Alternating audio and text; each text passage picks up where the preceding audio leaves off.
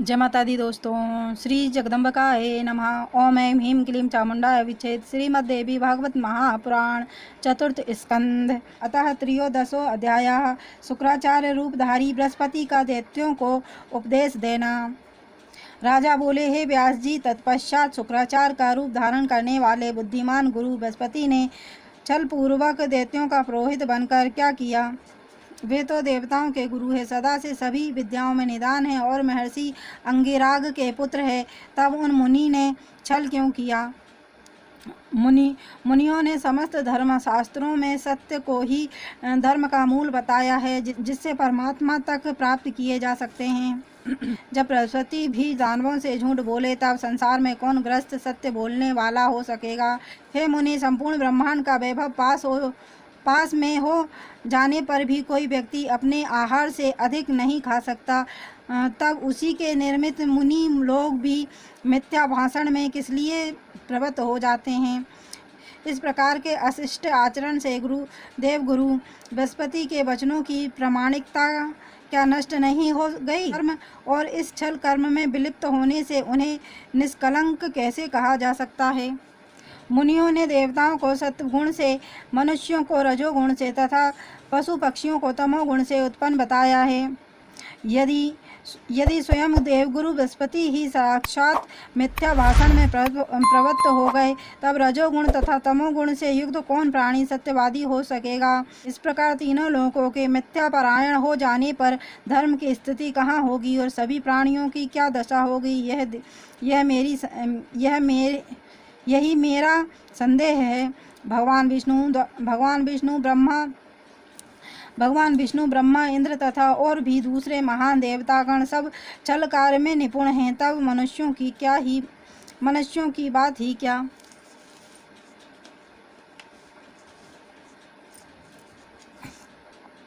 सभी देवता और तपोधन मुनिगण भी काम तथा क्रोध से संतप्त और लोभ से व्याकुलचित होकर छल प्रपंच में तत्पर रहते हैं। हे मानद, जब वशिष्ठ, वामदेव,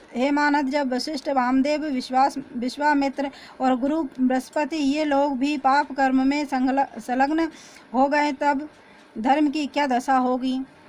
इंद्र अग्नि चंद्रमा और ब्रह्मा तक काम के वशीभूत हो गए, तब हे मुनि, आप ही बताएं कि इन भुवनों में विशिष्टता कहाँ रह गई?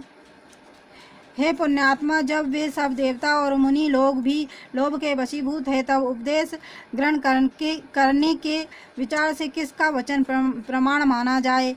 व्यास जी बोले, हे राजन, चाहे विष्णु, ब्रह्मा, शिव, इंद्र और बृहस्पति ही क्यों ना हो, देहधारी तो विकारों से युक्त रहता ही है। ब्रह्मा, विष्णु और महेश तक आसक्ति से ग्रस्त है। हे राजन, आसक्त प्राणी कौन सा अनर्थ नहीं कर बैठता? आसक्ति से युक्त प्राणी भी चतुराई के कारण विरक्त की भांति दिखाई पड़ता है, किंतु संकट उपस्थित होने पर वह सत्वरज तम गुणों से आबद्ध हो जाता है। कोई भी कार्य बिना कारण से कैसे हो सकता है? ब्रह्मा आदि समस्त देवताओं के भी मूल कारण गुण ही हैं। उनके भी शरीर 25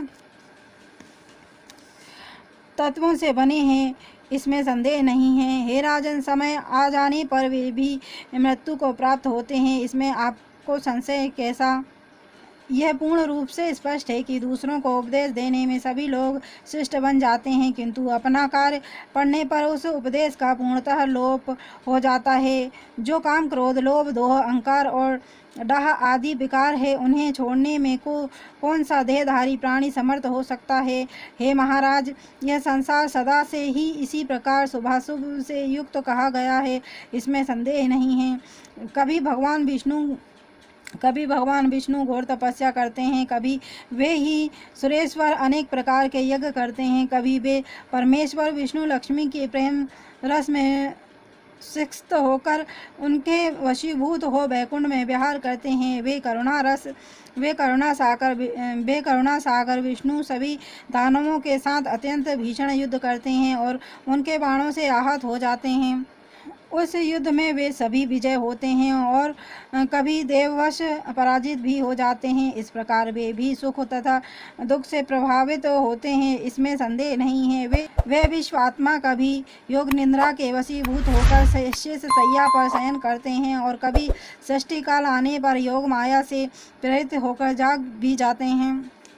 ब्रह्मा, विष्णु, महेश और इंद्र आदि जो देवता तथा मुनिगण वे भी अपनी अपनी आयु के परिणाम काल तक ही जीवित रहते हैं। हे राजन, अंतकाल आने पर स्थावर जंगमात्मक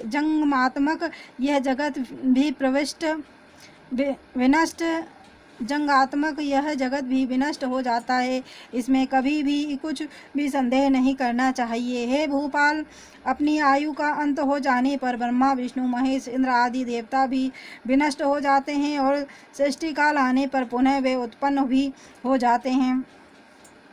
अतएव देहधारी प्राणी काम आदि भावों से ग्रस्त हो ही जाता है। हे राजन, इस विषय में आपको कभी भी विस्मय नहीं करना चाहिए। हे राजन, यह संसार तो काम क्रोध आदि से ओतप्रोत है। इनमें पूर्णतः मुक्ति तथा परम तत्व को जानने वाला पुरुष दुर्लभ है।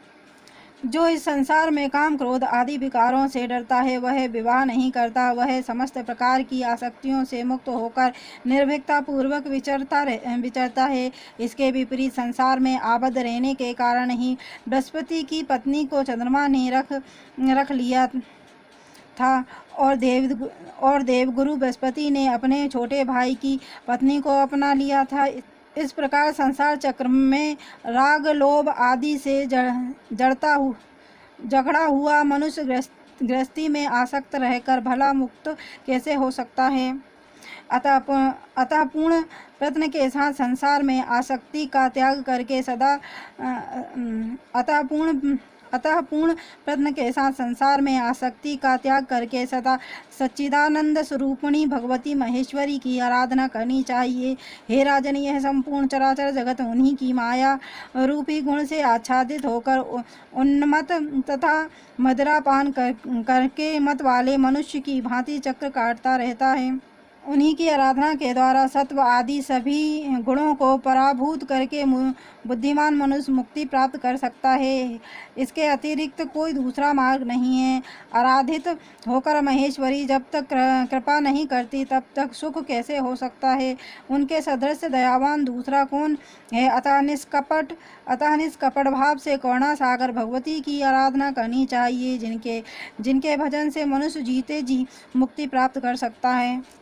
दुर्लभ मनुष्य जन्म पाकर जिसने उन महेश्वरी की उपासना नहीं की, वह मानो अंतिम सीढ़ी से फिसल कर गिर गया। मैं तो यही धारणा रखता हूँ कि संपूर्ण विश्व अहंकार से आच्छादित है, तीनों गुणों से युक्त है तथा असत्य से बंधा हुआ है, तब प्राणी मुक्त कैसे हो सकता है? अतः सब कुछ छोड़कर सभी लोगों को भगवती भुवनेश्वरी की उपासना करनी चाहिए।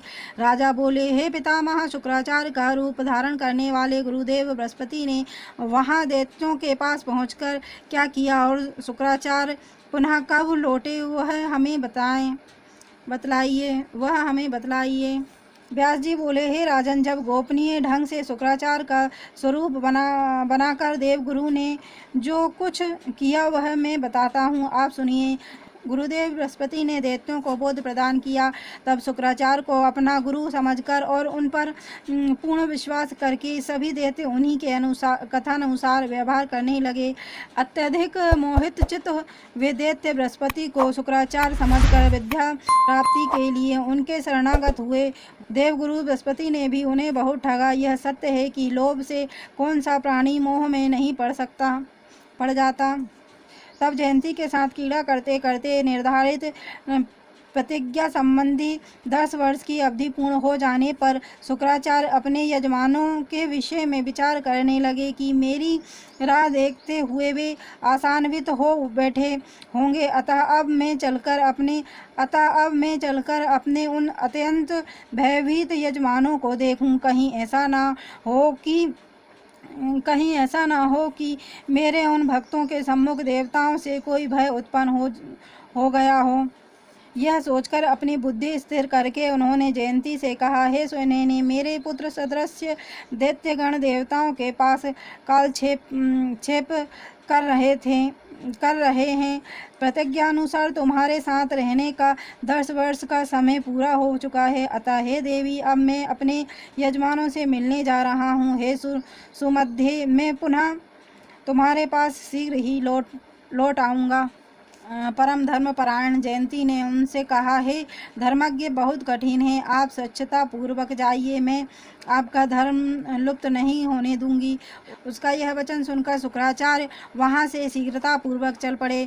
वहां पहुंचकर उन्होंने देखा कि दैत्यों के पास विराजमान होकर बृहस्पति छद्म रूप धारण करके शांतचित्त हो छल से उन्हें अपने द्वारा रचित जिन धर्म तथा यज्ञ निंदा परक वचनों की शिक्षा इस प्रकार दे रहे थे। हे देवताओं के शत्रुगण में सत्य तथा आप लोगों के हित की बात बता रहा हूँ कि अहिंसा सर्वोपरि धर्म है। आतताइयों को भी नहीं मानना चाहिए। भोगपरायण तथा अपनी जिह्वा के स्वाद के लिए सदा तत्पर रहने वाले ध्वजों ने वेद में पशु हिंसा का उल्लेख कर दिया है, किंतु सच्चाई यह है कि अहिंसा को ही सर्वोत्कृष्ट माना गया है। इस प्रकार की वेद शास्त्र विरोधी बातें कहते हुए देवगुरु बृहस्पति को देखकर वे भृगुपुत्र शुक्राचार्य आश्चर्यचकित हो गए। वे मन ही मन सोचने लगे कि यह देवगुरु तो मेरा शत्रु है। वे मन ही मन सोचने लगे कि यह देवगुरु तो मेरा शत्रु है। इस धूर्त ने मेरे यजमानों को अवश्य ठग लिया है, इसमें संदेह नहीं है। नरक के द्वार स्वरूप तथा पाप के बीज रूप उस उग्र लोभ को धिक्कार है, जिस लोभ रूप पाप से प्रेरित होकर देवगुरु बृहस्पति भी झूठ बोल रहे हैं। जिनका वचन प्रमाण माना जाता है और जो समस्त देवताओं के गुरु तथा धर्म शास्त्रों के प्रवर्तक हैं, वे भी पाखंड के पोषक हो गए हैं। लोभ से विकृत मन वाला प्राणी क्या क्या नहीं कर डालता, दूसरों की क्या बात, जबकि साक्षात देवगुरु ही इस प्रकार के पाखंड के पंडित हो गए हैं। श्रेष्ठ ब्राह्मण होकर भी ये धूर्तों की सारी भाव भंगिमाएं बनाकर मेरे इन घोर अज्ञानी दैत्य यजमानों को ठग रहे हैं। इति श्रीमद्देवी भागवते महापुराणे अष्टादशसहस्रस्यां संहितां चतुर्थ स्कंदे शुक्र रूपेण गुरुणा दैत्यवचनां वर्णनम नाम 13 अध्यायः। और देवी भागवत की महिमा सुनना अगर आपको पसंद है तो चैनल को लाइक एंड सब्सक्राइब करें। धन्यवाद।